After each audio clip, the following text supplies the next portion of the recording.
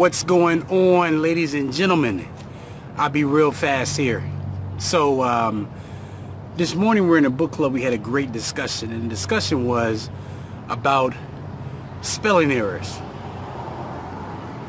About some members thought that if there is a lot of spelling errors in someone's speech, that kind of goes against their credibility, and they tend to not to gravitate toward that person. And I beg to differ on that. And here's why. I want you, let's do a quick flashback when we were kids. You know how we were kids, we made mistakes. And then, you know, you have those kids out there, they're nah. There are some kids and some human beings that look for others that make mistakes. But I think it's a false illusion. And what I mean by that is this. Successful people know that the average person, millionaire, fails 16 to 17 times before they make it to success. What does that mean? That means that you have to fail your way to success. If you're always looking for mistakes and always looking to have something correct, and you're not comfortable with mistakes because you may feel that you somewhat look dumb or something like that, you could be preventing yourself from success. And I've used this example before with Grant Cardone. Grant Cardone says that he wrote a book over a weekend. And when he released that book, it had so many mistakes. But I understand that logic. It's better to get something out the market, fix it later, than to worry about, does it have this spelling error, because the thing is, there is not going to be any perfection. There was an Islamic scholar that said once, he read over a book. I'm sorry, not a scholar, but it was an author. And he read mistake after mistake after mistake until he finally said, you know what? Only God is perfect. Let me release the book. Because as a human being, we were born to make mistakes. We were born to have error. And even in Christianity, and this is the example I brought up in the book club, is that only Jesus is supposed to be perfect, a perfect one. That is belief.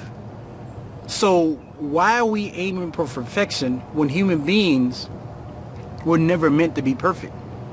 You know, the fact that you may look down on someone for a mistake, and I understand you could do spelling check, whatever, but you don't want to get stuck in analysis paralysis. A lot of the times we feel that, well, how can I be a coach? Or how can I be something, whatever? I need to go to school for at least 10 more years before I do that. But there is something that you can teach someone right now. Like, for instance, maybe you've been on eBay for 2 years and you've reached the status of power seller, or you may haven't reached that status yet. There are more people that are not doing something than there are people that are doing something. Teach the people how to start an eBay, how to get over the fear of creating a store. You can teach that. Teach people how to do a listing, how to make their first sale, how to make their first $1,000 if you're making, $5,000-$6,000. You always can teach someone something if you were a student of knowledge, right? So I don't aim for perfection. I don't do it. What I aim for is to have the courage to start something that I dream about and start it now and not hold off, because there are so many people out there who have held off their dreams and said, oh, I'll just do it later, and then died in the process. As Les Brown says, and I think he had the quote from someone else, is that the graveyard is full of the people that woulda, coulda, shoulda. Full of the future authors, musicians. They say, oh, I'll get to it, when you don't even know your death date. Your death date could be tomorrow. But a lot of us, we don't move to do something until we get some bad news from the doctor, or just some bad news, or someone passed away, or whatever. And then now all of a sudden we want to get it. So what I'm trying to say with this message is, don't get stuck in analysis paralysis by trying to be perfect when you were never meant to be perfect.